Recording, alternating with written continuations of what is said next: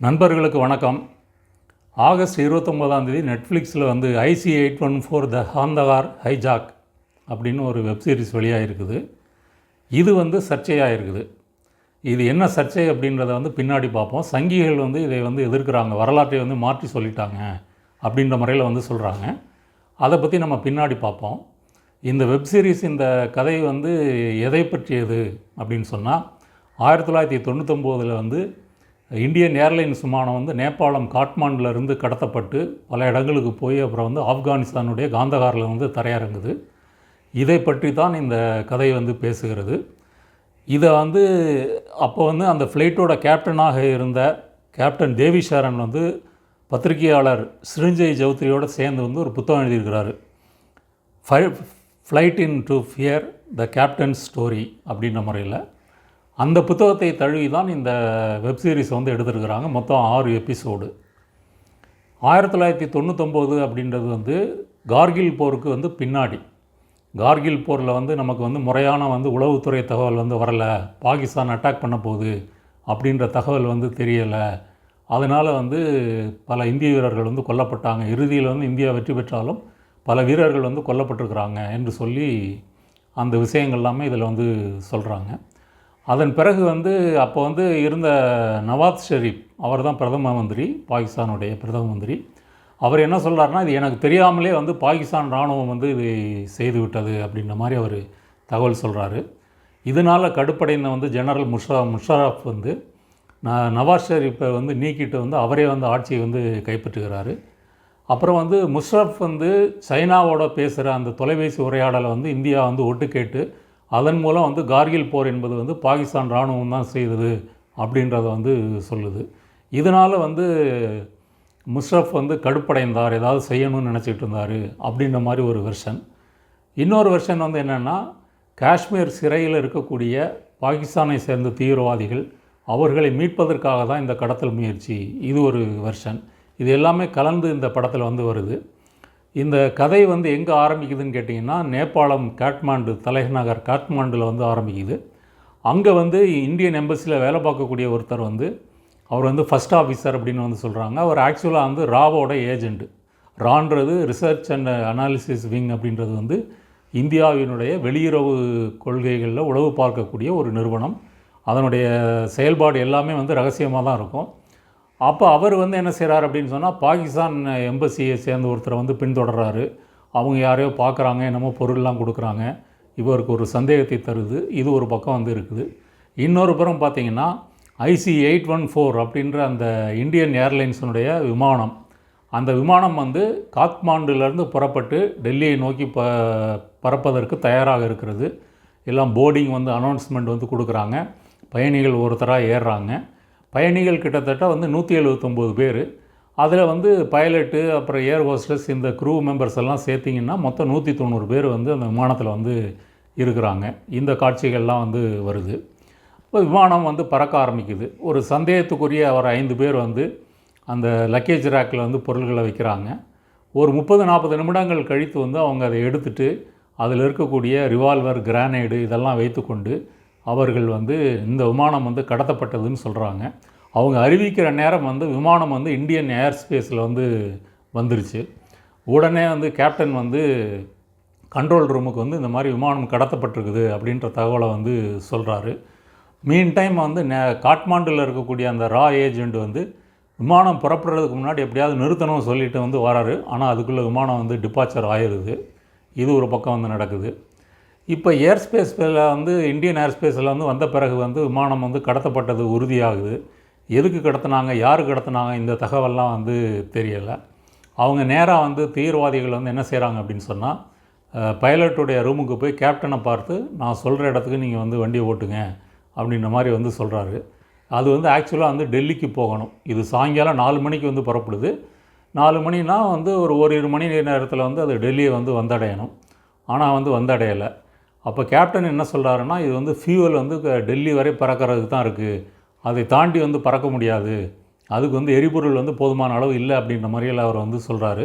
அதை பற்றி எங்களுக்கு கவலை இல்லை, நீ நேராக வந்து பாகிஸ்தானுக்கு விடு அப்படின்ற முறையில் அவங்க வந்து சொல்கிறாங்க. அவங்களுக்குள்ள இப்படி வாத பிரதிவாதம் வந்து நடந்துக்கிட்டு இருக்குது. அவங்க வந்து கேப்டன் தலையில் வந்து துப்பாக்கி வைத்து விட்டு நீ வந்து இந்த மாதிரி பாகிஸ்தானுக்கு கொண்டு போகலைன்னா உன்னை சுட்டு கொன்றுவோம் அப்படின்ற முறையில் பயமுறுத்துகிறாங்க. அதே போல் வந்து பயணிகள் எல்லாரும் வந்து சீட்டுக்கு முன்னாடி வந்து தலையை குனிந்து இருக்கணும் அப்படின்னு வந்து சொல்கிறாங்க. அதில் வந்து ஆண்கள் அனைவரும் வந்து பிஸ்னஸ் கிளாஸுக்கு கொண்டு போயிட்டு பெண்களையும் குழந்தைகளையும் வந்து சாதாரண கிளாஸில் வந்து வச்சுருக்கிறாங்க. இப்படிலாம் பிரித்து வச்சுருக்கிறாங்க. அவங்களையும் தொடர்ந்து கண்காணிச்சிட்ருக்கிறாங்க. இப்போ விமானம் வந்து டெல்லியில் வந்து இறங்கக்கூடாது அப்படின்னு சொல்லிட்டாங்க. அதை விட்டால் எங்கே இறங்குறது? லாகூர்லாம் போகிற அளவுக்கு வந்து ஃபியூல் வந்து இல்லை. அப்போ வந்து இடையில் வந்து அமிர்தசரஸ் பஞ்சாபினுடைய நகரம், அங்கே வந்து இறங்கலாமா அப்படின்னு வந்து யோசிக்கிறாங்க. அங்கே இறங்கிட்டு வந்து ஃபியூவல் வந்து ரீஃபியூல் வந்து போட்டுட்டு மீண்டும் வந்து விமானத்தை நம்ம வந்து எடுத்துகிட்டு போகலாம் அப்படின்ற முறையில் முடிவு பண்ணுறாங்க. அப்போ அமிர்தசரஸில் வந்து இறங்க போகுதுன்னு தெரிந்த உடனே வெளியே என்ன நடக்குது? அதான் இந்த கதை வந்து பார்த்திங்கன்னா விமானத்தில் நடக்கிறது ஒன்று. விமானத்தில் வந்து தீவிரவாதிகள் என்ன செய்கிறாங்க, அங்கே இருக்கிற பணைய கைதிகள் மக்கள் வந்து அவங்க என்ன பேசிக்கிறாங்க, க்ரூ மெம்பர்ஸ் வந்து என்ன முயற்சி பண்ணுறாங்க, இது ஒரு பார்ட்டு. கிரவுண்ட் லெவலில் பார்த்திங்கன்னா இந்த கிரைசிஸ் மேனேஜ்மெண்ட் குரூப்புன்னு சொல்லி அதில் வந்து ஐபி அப்புறம் வந்து உள்துறை அமைச்சகம், வெளியுறவுத்துறை அமைச்சகம் இதை சார்ந்த அதிகாரிகள்லாம் சந்திச்சுக்கிட்டு அவங்க வேலை பார்க்குறாங்க. அது இன்னொரு புறம் பார்த்திங்கன்னா ஒரு மீடியா ஹெட்லைன்ஸ்னு ஒரு மீடியா, அவங்க டிவியும் வச்சுருக்கிறாங்க, பிரிண்ட் பேப்பரும் வச்சுருக்கிறாங்க. அவங்க வந்து இந்த ஸ்டோரியை வந்து பிரேக் பண்ணுறதுக்கு வந்து அதில் ஒரு கோபமான ஒரு ஜேர்னலிஸ்ட் அவங்க வந்து உண்மையை வெளி உலகத்துக்கு தெரிவிக்கணும் அப்படின்ற முறையில் வந்து காரசாரமாக பேசுகிறாங்க. ஆனால் அது வெளியிடக்கூடிய இன்சார்ஜில் இருக்கக்கூடிய இன்னொரு பெண் என்ன சொல்கிறாங்கன்னா, இதை நம்ம அமைதியாக பொறுமையாக தான் செய்யணும், இது ஒரு ஸ்டோரி. அதன் பிறகு வந்து அமிர்தசரஸில் வந்து இறக்கணும், ரீஃபில் பண்ணணும் அப்படின்னு முடிவு பண்ணிட்டு வந்து அமிர்தசரஸில் வந்து இறக்குறாங்க. இறக்குன பிறகு வந்து அதுக்கடையில் இந்த கிரைசிஸ் மேனேஜ்மெண்ட் குரூப் என்ன செய்கிறாங்கன்னா, என்எஸ்ஜி கமாண்டோ அவங்க வந்து டெல்லியிலேருந்து அனுப்புகிறாங்க.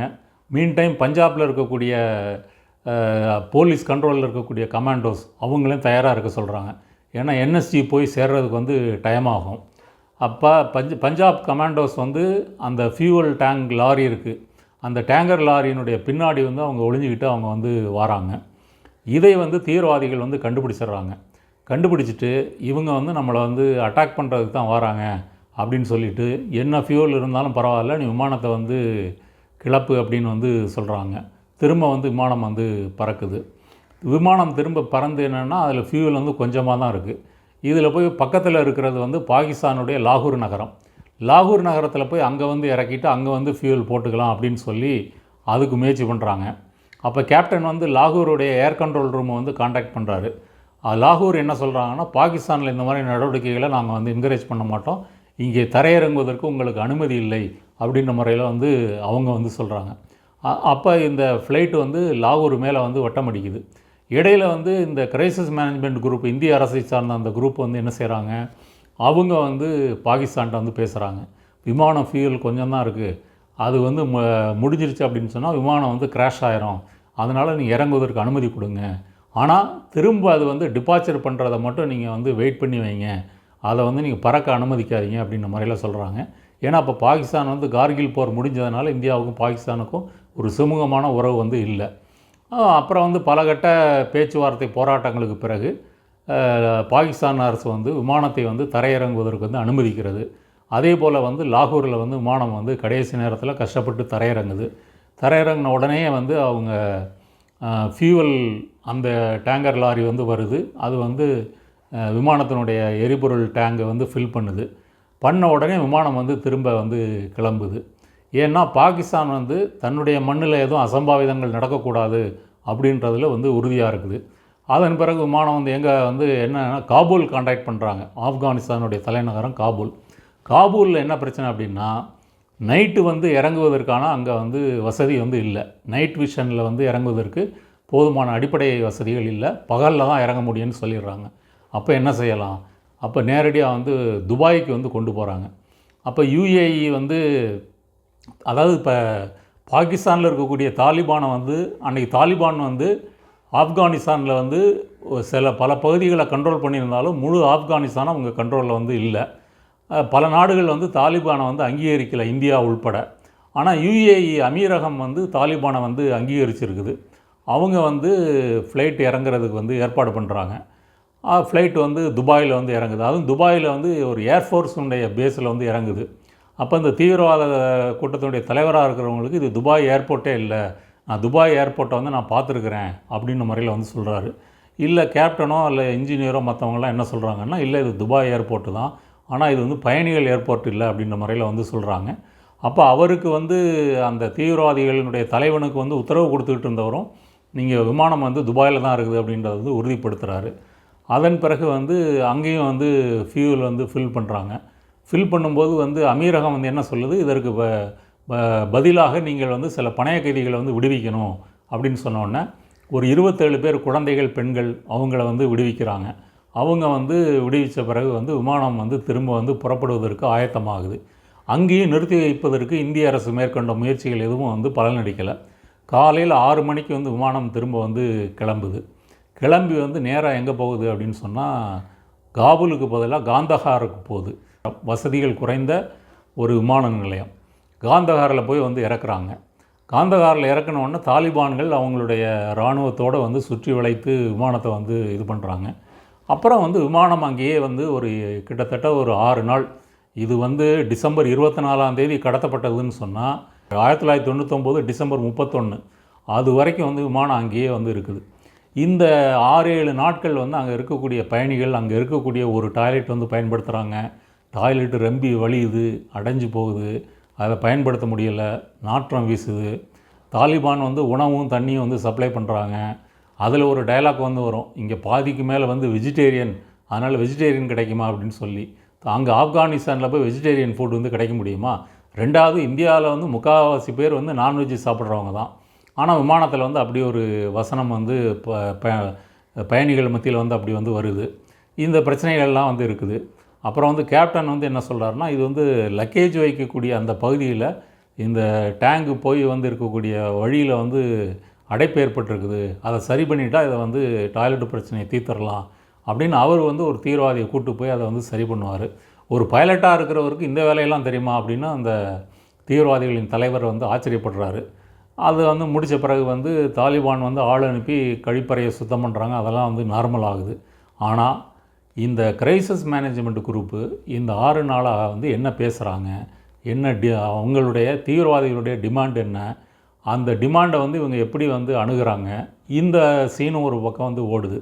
கிரைசிஸ் மேனேஜ்மெண்ட் குரூப்பில் வந்து நமக்கு தெரிந்த அரவிந்த் சுவாமி, நஸ்ருதீன் ஷா இவங்கெல்லாம் வந்து இருக்கிறாங்க.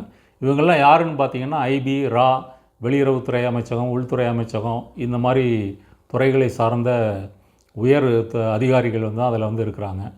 அப்போ தீவிரவாதிகளுக்கும் இவங்களுக்கும் வந்து பேச்சுவார்த்தை நடத்தணுன்னா ஒரு டீமை வந்து அனுப்பணும். காந்தகாருக்கு வந்து அனுப்புகிறாங்க.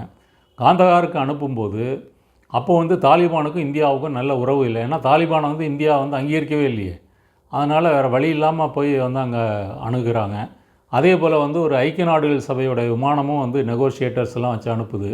கடைசியில் வந்து தீவிரவாதிகள் தரப்புக்கும் இந்திய அரசு அனுப்பிய பிரதிநிதிகள் தரப்புக்கும் பேச்சுவார்த்தை நடத்துது. அந்த பேச்சுவார்த்தை நடத்தக்கூடிய அந்த அதிகாரி வந்து பேசுகிறது பார்த்திங்கன்னா, அவர் வந்து வழக்கமாக நம்ம வந்து இந்த பணைய கைதிகளோடு வந்து பேச்சுவார்த்தை நடத்துகிறதுனா அதுக்கு ஒரு ப்ரோட்டோக்கால் இருக்குது, ஒரு முறை இருக்குது, அதை வந்து எப்படி நெகோஷியேட் பண்ணிக்கிறது அப்படின்னு வந்து இருக்குது. இப்போ இஸ்ரேலை போன்ற நாடுகள் அப்படின்னா வந்து அவங்க தீவிரவாதிகளுடைய எந்த பேச்சுவார்த்தைக்கும் அவங்க வந்து உடன்பட்டு போக மாட்டாங்க. அதுதான் இன்றைக்கி வந்து காசாவில் வந்து கிட்டத்தட்ட 40,000க்கு மேலே மக்கள் வந்து கொல்லப்படுவதற்கு காரணம். மட்டுமல்ல, இஸ்ரேலிய பணைய கைதிகளே பல பேர் வந்து இறந்து போயிருக்காங்க. சமீபத்தில் கூட ஒரு 6 பேர் வந்து இறந்து போயிருக்காங்க. அவங்களையே மீட்க முடியலைன்னு சொல்லி இஸ்ரேல் மக்கள் மத்தியில் பெரிய போராட்டம் நடக்குது. இப்படி பணைய கைதிகள் பிரச்சனையில் வந்து ரொம்ப ஸ்ட்ரிக்டாக இருக்கக்கூடிய நாடுகளும் இருக்குது. இப்போ இந்தியாவுடைய பிரச்சனை வந்து என்ன அப்படின்னு சொன்னால், அந்த 190 பேரில் இப்போ 27 பேர் இறங்கிட்டாங்க. மிச்சம் இருக்கிற அந்த 150 160 பேரை வந்து எப்படியாவது காப்பாற்றணும். அவர்களுடைய உறவினர்கள்லாம் டெல்லியில் வந்து போராட்டம் பண்ணுறாங்க. இதில் வந்து ஒரு ரியல் லைஃப் காட்சிகளும் வந்து இந்த வெப் சீரிஸில் வந்து வருது. அதில் மக்கள் வந்து எப்படி போராட்டம் நடத்துகிறாங்க, என்ன பேசுகிறாங்க, ஊடகங்கள் வந்து எப்படி இதை வந்து டெலிகாஸ்ட் பண்ணுது, இதெல்லாம் வந்து காமிக்கிறாங்க. வெளியுறவுத்துறை அமைச்சகம் வந்து இது எப்படி வந்து மக்கள்கிட்ட வந்து சொல்லுது, எப்படியாவது அவங்கள நாங்கள் மீட்டு கொண்டு வந்துடுவோம் அப்படின்ற முறையில் வந்து சொல்கிறாங்க.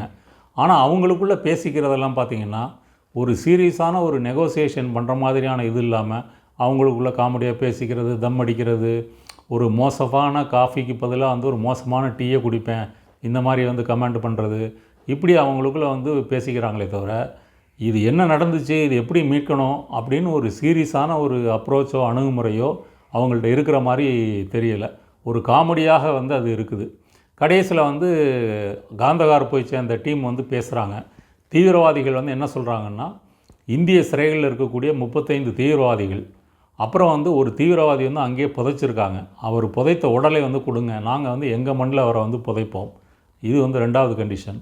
3வது வந்து ஒரு 20 மில்லியன் அமெரிக்க டாலர் இது வந்து தரணும். இந்த 3 டிமாண்டு வச்சு அவங்க வந்து பேசுகிறாங்க. இந்திய தரப்பிலிருந்து பேசக்கூடியவர் என்ன சொல்கிறார் அப்படின்னு சொன்னால், அதெல்லாம் நீங்கள் பணம்லாம் உங்களுக்கு எதுக்கு, பணமும் பிணமும் உங்களுக்கு எதுக்கு, நேராக வந்து உண்மையான உங்களுடைய கோரிக்கை வந்து என்ன அப்படின்ற மாதிரி அவங்க வந்து அவர் கேட்குறாரு. இல்லை நீங்கள் அந்த கோரிக்கைக்கு உடன்படலைன்னா நாங்கள் வந்து விமானத்தில் இருக்கக்கூடிய அத்தனை பேரையும் வந்து கொன்றுவோம் அப்படின்னு சொன்னோன்னே, நீ கொன்னா நான் வந்து எங்கள் சிறையில் இருக்கிற 5000 பேரை கொன்றுவோம் அப்படின்னு சொல்லி அவர் பேசுகிறாரு. இப்படிலாம் வந்து ஒரு பேச்சுவார்த்தையில் பேச முடியுமா அப்படின்னு உங்களுக்கே ஆச்சரியமாக இருக்கலாம். ஆனால் அந்த வெப்சீரிஸில் அப்படி தான் வந்து காமிக்கப்படுது. கடைசியில் வந்து என்ன முடிவு பண்ணுறாங்க அப்படின்னு சொன்னால், இந்திய சிறையில் இருக்கக்கூடிய 3 முக்கியமான தீவிரவாத தலைவர்கள் அவர்களை வந்து விடுவிக்கணும் அப்படின்னு சொல்லி இந்திய அரசு வந்து முடிவு பண்ணுது. வாஜ்பாய் அரசு தான் அப்போ வந்து வாஜ்பாய் தான் பிரதமராக இருக்கிறாரு. அவங்க முடிவு பண்ணுறாங்க. வெளியுறவுத்துறை அமைச்சராக இருந்தவர் வந்து ஜஸ்வந்த் சிங், அவர் வந்து அந்த 3 தீவிரவாதிகளையும் ஒரு விமானத்தில் அழைத்து கொண்டு நேராக காந்தகார் வந்து போகிறாரு. போன உடனே அவர்களை வந்து ரிசீவ் பண்ண உடனே தீவிரவாதிகள் அங்கேருந்து ஒரு தாலிபானுடைய காரில் ஏறி போயிடுறாங்க. மக்கள் வந்து இறங்கி வந்து திரும்ப வந்து தாயகம் வந்து வந்தடைகிறாங்க. இதுதான் இந்த வெப்சீரிஸினுடைய கதை சுருக்கம். இந்த வெப்சீரிஸை பொறுத்த வரைக்கும் ஒரு 1999 வந்து என்ன நடந்துச்சு அப்படின்றது வந்து தெரியாமல் இருக்கிறவங்களுக்கு இது வந்து ஒரு கதையை வந்து சொல்கிறதா வந்து வச்சுக்கலாம். இதில் யாரெல்லாம் நடிச்சிருக்கிறாங்க, விஜய் வர்மா, நஸ்ருதீன் ஷா, பங்கஜ் கபூர், மனோஜ் பகுவா, அரவிந்த் சுவாமி, அனுபம் திரிபாதி, தியா மிர்ஷா, பத்ரலேகா, அம்ரிதா புரி, திவ்யேந்து பட்டாச்சாரியா, குமுத் மிஸ்ரா, இந்த நடிகர்கள்லாம் நடிச்சிருக்காங்க. இதை வந்து தயாரித்து இயக்கியது வந்து அனுபவ் சின்ஹா, அதுதான் வந்து இதனுடைய டைரக்டர். இது வந்து இந்த இந்த வெப்சீரிஸ் 6 எபிசோடை பார்ப்பதன் மூலமாக அன்று என்ன நடந்ததுன்றதை வந்து ஓரளவு வந்து நம்ம வந்து இதை புரிஞ்சுக்க முடியும். இந்த காந்தகார் இந்த கடத்தல் என்பது எப்படி இந்திய அரசுக்கு வந்து தோல்வியாக முடிந்தது. அந்த கிரைசிஸ் மேனேஜ்மெண்ட் குரூப்லேயே வந்து இந்த பேச்சுவார்த்தைகள்லாம் வரும். நீங்கள் வந்து பல இராணுவ வீரர்கள் வந்து உயிரை தியாகம் பண்ணி இந்த மாதிரி வந்து அவர்களை வந்து கைது பண்ணியிருக்கிறோம். இப்போ அவர்களை விடுவிப்பதன் மூலமாக அந்த வீரர்கள் கொல்லப்பட்ட அந்த தியாகமெல்லாம் வந்து கொச்சைப்படுத்ததா ஆகாதா அப்படின்னு வரும். ஒரு ப்ரெஸ் மீட்டில் அப்படியே வந்து சண்டையெல்லாம் வரும். இப்போ மக்கள் தரப்புலேருந்து என்ன கேட்பாங்கன்னா, அப்போ 190 பேர் மக்கள் கொல்லப்பட்டால் அவங்களுக்கு பரவாயில்லையா அப்படின்ற மாதிரி கேட்பாங்க. இதெல்லாம் வந்து அதில் வந்து பதிவு செய்யப்படும். அப்புறம் வந்து காந்தகாரில் வந்து பின்லேடன் இருக்கிறாரு, பின்லேடனுக்கு இந்த ஆப்ரேஷனில் சம்மந்தம் இருக்குது, இந்த மாதிரி பல செய்திகளெல்லாம் அவங்க வந்து சொல்கிறாங்க. ஏன்னா 98 வந்து ஆஃப்ரிக்காவில் வந்து பல யூஎஸ் எம்பசியில் வந்து அல்கைதா வந்து குண்டு வைத்து வந்து தகர்க்குது. ஆனால் அமெரிக்காவை தாக்கக்கூடாதுன்னு ஒரு கண்டிஷன் சொல்லி தான் முல்லா ஓமர், அவர் தான் வந்து தாலிபானுடைய தலைவர், அவர் வந்து காந்தகாரில் வந்து பின்லேடனை வந்து காப்பாற்றுறாரு. அன்றைக்கி வந்து தாலிபான்கிட்ட இருக்கிற ஒரு இராணுவம் இன்னொரு இராணுவம் அப்படி வந்து இப்போ பிரிந்து வந்து இருக்கிறது, தாலிபான்கள்கிட்ட பெருமளவு ஆட்சி இருந்தாலும். அப்போ இந்திய வெளியுறவுத்துறை அமைச்சரோ பிரதமர் வாஜ்பாயோ எப்படி வந்து இதை பேசுகிறாங்க, ஹேண்டில் பண்ணுறாங்க. இந்த வெப்சீரிஸில் என்ன சொல்கிறாங்க அப்படின்னு சொன்னால், இது வந்து ஒரு கோஆலிஷன் கவர்மெண்ட்டுன்றதுனால உடனடியாக வந்து தீவிரவாதிகளை வந்து எக்ஸைஸ் பண்ணுறது வந்து சாத்தியமில்லை அப்படின்னு சொல்கிறாங்க. இதில் கோஆலிஷன் கவர்மெண்ட்டுக்கும் இதுக்கும் எந்த சம்மந்தமும் இல்லை. ஏன் அப்படின்னு சொன்னால், இந்த மாதிரி கிரைசிஸ் வரும்போது அது நேரடியாக வந்து பிரதமர், உள்துறை அமைச்சர், வெளியுறவுத்துறை அமைச்சர்னு இந்த கோர் டீம், அப்புறம் வந்து இராணுவ அதிகாரிகள், உளவுத்துறை அதிகாரிகள், இவங்க தான் வந்து இதை வந்து முக்கியமாக வந்து இதை முடிவு செய்யக்கூடிய இடத்துல வந்து இருக்கிறாங்க. அதனால் வந்து மற்ற கூட்டணி கட்சிகள் நெருக்கடி கொடுத்தது என்பது உண்மைக்கு மாறானது. வெளியுறவுத்துறை அமைச்சராக இருக்கக்கூடிய இந்த வெப்சீரிஸில் வர்றது ஒரு டைலாக் சொல்வார், ஒரு உயிரை பறிக்கணும்னா நம்ம வந்து பலமுறை யோசிக்கணும், இன்னொருத்தனை கொல்ல போகிறோம் அப்படின்னு சொல்லி. ஆனால் ஒரு உயிரை வந்து காப்பாற்றணும் அப்படின்னு சொன்னால் யோசிக்கவே கூடாது. அந்த வகையில் நம்ம 3 தீவிரவாதிகளை கொடுத்துட்டு அவங்கள மீட்டு கொண்டு வரலாம். அப்போ வந்து செய்திகள்லாம் பார்த்திங்கன்னா, அத்வானி வந்து உள்துறை அமைச்சர், அத்வானிக்கு வந்து இதில் உடன்பாடு இல்லை, அவர் வந்து தீவிரவாதிகளை எக்ஸ்சேஞ்ச் பண்ணுறது வந்து அவர் வந்து ஏற்றுக்கொள்ளவில்லை அப்படின்ற மாதிரி வந்து சொன்னாங்க. ஆனால் எது எப்படியோ இந்திய அரசு வந்து அந்த 3 தீவிரவாதிகளையும் வந்து விடுவித்து விட்டு அந்த 3 தீவிரவாதிகளுடைய பேர் வந்து அகமத் ஓமர் சையத் ஷேக், மசூத் ஆசார், முஸ்டாக் அகமது சர்க்கார். இவங்க வந்து 3 பேரும் தான் வந்து அந்த இந்திய அரசு விடுவித்த அந்த 3 தீவிரவாதிகள். இதில் வந்து மசூத் ஆசார் வந்து ஒரு பெரிய தலைவர். இந்த ஆப்ரேஷனே வந்து ஹர்கத் அல் முஜாஹிதீன் அப்படின்ற அமைப்பு தான் வந்து இவங்க 3 பேரை மீட்பதற்காக இந்த கடத்தலை வந்து அவங்க வந்து செய்கிறாங்க. இது வந்து இப்படி வந்து முடியுது. இதில் வந்து இந்திய அரசு பலவீனமாக நடந்து கொண்டது என்று வந்து பலர் வந்து சொல்கிறாங்க. இப்போ ராகுல் காந்தி கூட வந்து 2019 எலெக்ஷன்லாம் இதை பற்றி பேசியிருக்கிறாரு. இந்த மாதிரி பயங்கரவாதிகளை வந்து அவர்களுக்கு ஆதரவாக வந்து இந்திய அரசு செயல்பட்டது, பிஜேபி செயல்பட்டது அப்படின்னு சொல்லி அவரெல்லாம் வந்து பேசியிருக்கிறாரு. இப்படி ஒரு சாஃப்ட் ஹேண்ட் எடுக்கலை அப்படின்னு சொன்னால் அன்னைக்கு வந்து என்ன நடந்திருக்கும்? உண்மையிலே விமானம் தகர்க்கப்பட்டிருக்குமா? அந்த பயணிகள் அத்தனை பேர் வந்து கொல்லப்படுவாங்களா? இதெல்லாம் வந்து கேள்விகள். இப்போ பிரச்சனைக்கு வந்து வருவோம். இப்போ இந்த வெப்சீரிஸ் ஆகஸ்ட் 29ஆம் தேதி வந்து வெளியிடப்படுது. செப்டம்பர் 3ஆம் தேதி வந்து சமூக வலைத்தளங்கள் எக்ஸ் தளத்துல எல்லாம் ட்ரெண்ட் ஆகுது. இந்த மாதிரி வந்து பாய்காட் பாலிவுட், பாய்காட் வந்து ஐசி 814 இந்த மாதிரி ஹேஷ்டேக்லாம் வந்து பிரபலமாகுது. சங்கிகள் வந்து என்ன சொல்கிறாங்க அப்படின்னு சொன்னால், இந்த 5 தீவிரவாதிகளையும் நீங்கள் வந்து இந்துக்கள் போல் வந்து காட்டுறீங்க. ஏன்னா அந்த வெப்சீரிஸில் என்ன பேர் சொல்லி அந்த 5 தீவிரவாதிகளும் அழைக்கப்படுவாங்கன்னா, சீஃப், டாக்டர், பர்கர், போலா, சங்கர், இதுதான் அவங்க பேர். இந்த பேரை வச்சுக்கிட்டு அழைக்கிறதுனால இந்த படம் பார்க்குறவங்களாம் என்ன நினைப்பாங்கன்னா, இந்துக்கள் தான் வந்து இந்த விமானத்தை வந்து கடத்துகிறார்கள், அவர்கள் தான் கடத்தி கொண்டு போய் வந்து இதை ஆப்ரேஷன் நடத்தியிருக்கான்னு தப்பாக புரிஞ்சுக்குவாங்க அப்படின்னு சொல்லி பிஜேபியினுடைய அமித் மாளவியா வந்து ஒரு ட்வீட் போடுறாரு. அப்புறம் வந்து நெட்ஃப்ளிக்ஸ் இந்தியாவுக்கு வந்து தகவல் ஒலிபரப்புத்துறை அமைச்சகம் வந்து ஒரு நோட்டீஸ் கொடுக்குது, விளக்கம் கொடுத்து, என்ன இந்த மாதிரி போட்டிருக்கிறீங்க அப்படின்னு சொல்லி. ஆனால் ஆக்சுவலாக உண்மையிலேயே இந்த கடத்தல் நடக்கும் பொழுது அந்த 5 தீவிரவாதிகளும் தங்கள் பெயரை வந்து இப்படி தான் சொல்லிக்கிட்டாங்க. சீஃபு, டாக்டர், பர்கர், போலா, சங்கர் இப்படி தான் வந்து அழைச்சிக்கிட்டாங்க. அவங்களுடைய உண்மையான பேர் வந்து இப்ராஹிம் அதஹர், ஷாஹித் அக்தர் சையத், சன்னி அகமது காசி, மிஸ்ரி, ஜாகிர் இப்ராஹிம், ஷஹீர், இதுதான் அவங்களுடைய உண்மையான பேர். 5 பேரும் வந்து பாகிஸ்தானை வந்து சேர்ந்தவங்க. இது ஒரு கோட் நேம் மாதிரி வந்து வச்சுக்கிறாங்க. இப்போ 2000 வந்து இந்தியாவினுடைய உள்துறை அமைச்சகம் வெளியிட்ட அறிக்கையில் இந்த உண்மையான பேரும் இடம்பெற்றிருக்குது, இந்த குறியீட்டு பெயர்களும் இடம்பெற்றிருக்குது. அந்த குறியீட்டு பெயர்களை தான் வந்து இந்த வெப்சீரிஸில் வந்து வச்சுருக்குறாங்க. இது வந்து ஒன்று. இப்போ நெட்ஃப்ளிக்ஸ் வந்து என்ன சொல்லுதுன்னு சொன்னால், நாங்கள் இந்தியாவினுடைய ஒரு வளமான ஒரு கதை சொல்லல் அனுபவத்தை வைத்து கொண்டு தான் இந்த தொடரை நாங்கள் தயாரித்திருக்கிறோம். இதில் வந்து நாங்கள் உண்மைக்கு மாறாக வந்து இல்லை, நம்பகத்தன்மையோடு தான் வந்து எடுத்திருக்கிறோம் அப்படின்னு சொல்லிட்டு இப்போ புதுசாக டிஸ்க்ளைமரில் என்ன போட்டிருக்கிறாங்கன்னு சொன்னால், அந்த அழைக்கப்படுகின்ற அந்த 5 பேர்களுடைய உண்மையான பேர் என்ன அப்படின்றத முன்னாடி வந்து போட்டுட்டு இப்போ அந்த வெப்சீரிஸ் வந்து ஓடுது. இன்னொரு புறம் வந்து சங்கிகள் என்ன சொல்கிறாங்கன்னா, ரா வந்து அங்கே வந்து நேபாளில் காட்மாண்டில் வந்து நேபாளிய சிட்டிசன்ஸ் எல்லாம் வந்து டார்ச்சர் பண்ணுது, அவங்கள வந்துலாம் வந்து கொலை செய்து இந்த மாதிரிலாம் வந்து காமிச்சிருக்கிறாங்க. அப்புறம் வந்து ஐபி இவங்களையெல்லாம் வந்து ஒரு ரொம்ப காமெடியாக காமிச்சிருக்கிறாங்க. அவங்களாம் ஒரு வீரதீரம் மிக்கவர்கள், அவங்களுக்கெல்லாம் உரிய போர்ஷன் வந்து இல்லை அப்படின்ற முறையில் வந்து சங்கிகள் வந்து கோபம் அடைஞ்சிருக்கிறாங்க. இது வந்து ஒரு காஷ்மீரி ஃபைல்ஸு, கேரளா ஸ்டோரி மாதிரி நேரடியாக இல்லாமல் என்ன நடந்துச்சோ அதை வந்து ஓரளவு வந்து அதை வந்து சில புனைவுகளோடு இதை வந்து சொல்லியிருக்கிறாங்க அப்படின்றது சங்கிகளால் வந்து தாங்க முடியலை. மாறாக தங்களுக்கு ஆதரவாக இந்த வெப்சீரிஸ் வந்து எடுக்கப்பட்டிருக்கணும், அவங்க பார்வையில் எடுக்கப்பட்டிருக்குன்னா என்ன செஞ்சுருக்கணும், இதை வந்து நேரடியாக கமாண்ட் ஆப்ரேஷன் போய் தீவிரவாதிகள்லாம் சுட்டு கொண்டு பயண கைதிகளை வந்து மீட்டு கொண்டு வந்த மாதிரி எடுத்திருந்தால் சங்கிகளை வந்து சந்தோஷப்பட்டிருப்பாங்க. ஆனால் உண்மை அப்படி நடக்கலையே.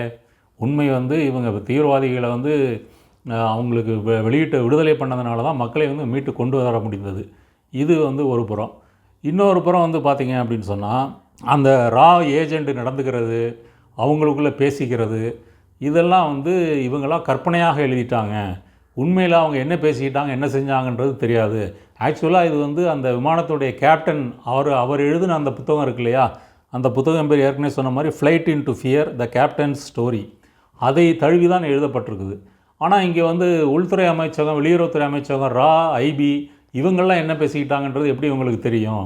அவங்களுடைய ரோலை வந்து டம்மி ஆக்கிட்டாங்க அப்படின்ற முறையில் வந்து சங்கிகள் வந்து குற்றம் சாட்டுறாங்க. அது வந்து நீங்கள் என்ன தான் வந்து அது உண்மையோ பொய்யோ இருந்தாலும் ரிசல்ட் வந்து என்ன? ரிசல்ட் வந்து நீங்கள் பயந்து போய் பணிந்து போய் வந்து தீவிரவாதிகளை வந்து விட்டீங்களா இல்லையா? இது ஒன்று. ரெண்டாவது, வெப்சீரிஸில் வந்து இந்த 5 தீவிரவாதிகளும் வந்து கன் வச்சுருக்கிறாங்க, கிரானைட் வச்சுருக்கிறாங்க, பயணிகள் அடிக்கிறாங்க. ஒரு பயணி வந்து குத்தி கொள்கிறாங்க.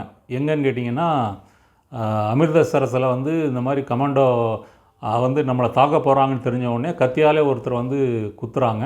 அப்போ இந்த மாதிரி வந்து இப்படி தான் அவங்கள வந்து சித்தரிக்கிறாங்களே தவிர, அவங்க யார், அவங்க எதுக்கு கடத்தல் பண்ணுறாங்க, அவங்களுடைய நோக்கம் வந்து என்ன, அவங்க வந்து இந்த மாதிரி ஒரு ரிஸ்க்கான ஒரு ஆப்ரேஷன் எடுப்பதற்கு என்ன காரணம், அவங்க பக்கத்து நியாயம் என்ன, காரணம் என்னன்னு அந்த கேரக்டர் வழியாக பேசணும் இல்லையா?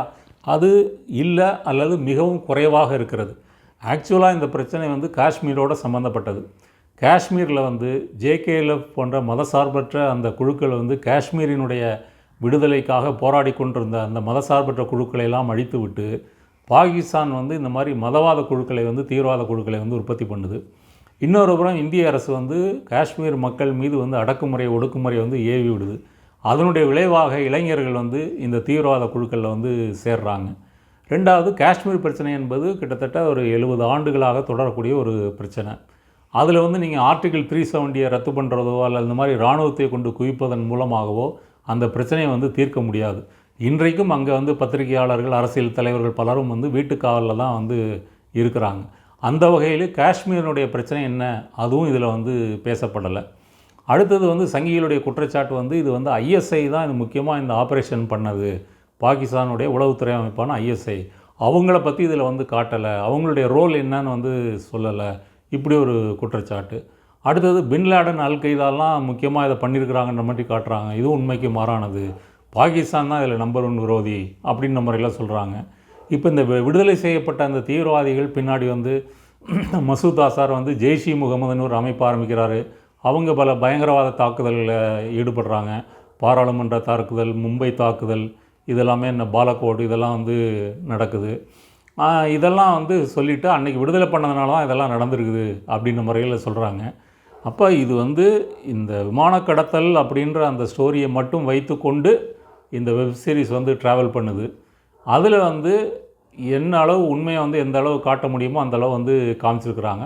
ஒரு ஆக்ஷன் த்ரில்லர் போல் வந்து இந்த படம் வந்து இருக்குது. மற்றபடி இதில் வந்து அரசு பேச்சுவார்த்தை நடத்துகிறது, அந்த சீனு, அந்த அமைப்புகள் வந்து எப்படி செயல்படுது, அதெல்லாம் பார்த்திங்கன்னா அதெல்லாம் வந்து அவங்க உண்மையிலே அமைச்சராக தான் இருந்திருப்பாங்களோ அப்படின்ற சந்தேகம் நமக்கு தோணுது. சங்கிகள் அதை வந்து எதிர்க்கிறாங்க. இப்போ இன்றைக்கி இந்தியா வந்து இப்போ கனடாவில் வந்து நிஜார் அப்படின்னு ஒரு காலிஸ்தான் போராளியை வந்து கொலை செஞ்சிட்டாருங்க அப்படின்னு சொல்லி கனடா அரசு வந்து குற்றம் சாட்டுது. அதே போல் அமெரிக்காவில் வந்து ஒருத்தரை கொல்வதற்கு முயற்சி பண்ணாங்க அப்படின்னு சொல்லி அமெரிக்க அரசு குற்றம் சாட்டுது. இப்போ அமெரிக்காவில் வந்து கொலை செய்வதற்கான அந்த ஹிட்மேனாக வந்து அமெரிக்க உளவுத்துறை அதிகாரியே வந்து இவங்கள் முன்னாடி வந்து நடித்து தான் அப்படி ஒரு ட்ராப்பில் சிக்க வச்சு தான் அதை வெளியே கொண்டு வந்திருக்காங்க. இதெல்லாம் வந்து இப்போ வெளியே வந்திருக்குது. அதனால் வந்து இந்த படம் வந்து பல முக்கியமான துறைகள், பிரச்சனைகள் இதோடலாம் சம்மந்தப்பட்டிருந்தாலும் அதை பற்றி அதிகம் பேசாமல் ஒரு ஆக்ஷன் த்ரில்லர் போல் இந்த விமான கடத்தலை பற்றி மட்டும் வந்து பேசுகிறது. அதில் வந்து தீவிரவாதிகள், பணைய கைதிகள், மக்கள் அவங்க பட்ட கஷ்டம், அப்புறம் வந்து தாலிபான்கள் எப்படி நடந்துக்கிட்டாங்க. தாலிபான்கள் வந்து என்ன சொல்கிறாங்கன்னு சொன்னால், தங்கள் மண்ணில் வந்து இஸ்லாத்துக்கு விரோதமாக எந்த ஒரு பயணியும் வந்து கொல்லக்கூடாது அப்படின்றது நிபந்தனையாக வந்து சொல்கிறாங்க. அது வந்து இந்த கடத்தல்காரர்களும் அதை வந்து ஏற்றுக்கொள்கிறார்கள். அப்படி தான் இது வந்து நடக்குது. உண்மையிலே என்ன நடந்துச்சு அப்படின்னு சொன்னால், இந்த 5 தீவிரவாதிகள் 3 பேரை விடுதலை செய்த பிறகு அந்த 5 தீவிரவாதிகளும் அந்த விடுதலை செய்யப்பட்ட 3 பேரும் ஒரு காரில் ஏறி போய் வந்து பாகிஸ்தான் பார்டரில் கொண்டு தாலிபான் வந்து விட்டுருது. இனிமேல் எங்கள் மண்ணில் உங்களுக்கு இடமில்லை அப்படின்னு சொல்லி பாகிஸ்தானில் மசூத் அசாருக்கு பெரிய வரவேற்பெல்லாம் வந்து அளிக்கப்படுது. மொத்தத்தில் இந்த கடத்தலில் வந்து ஒரு நபர் வந்து கொல்லப்பட்டிருக்காரு, ஒருத்தர் வந்து காயமடைந்திருக்கிறாரு. அப்போ வந்து பத்திரிகை செய்திகள்லாம் பார்த்திங்கன்னா இந்த கடத்தல்காரர்கள் மக்கள்கிட்ட வந்து ஃப்ரெண்ட்லியாக தான் நடந்துக்கிட்டாங்க, இந்த படத்தில் காட்டுவது போல், இந்த வெப்சீரிஸில் காட்டுவது போல் மூர்க்கமாக நடந்து கொள்ளவில்லை அப்படின்றத அப்போ உள்ள பத்திரிகை படித்த செய்திகள் படித்தவர்களுக்கு வந்து நினைவு இருக்கும். இதுதான் IC 814 இந்த காந்தகார் ஹைஜாக்கினுடைய நிஜ கதையும் அந்த வெப்சீரிஸில் வந்த கதையும். இந்த வீடியோ பிடித்திருந்தால் நண்பர்களுக்கு அறிமுகப்படுத்துங்கள், ஆதரவு தெரிவியுங்கள். கொஞ்ச நாளாக வந்து வீடியோ வந்து போடலை, தொடர்ந்து போடுறதுக்கு முயற்சி பண்ணுறேன். நன்றி, வணக்கம்.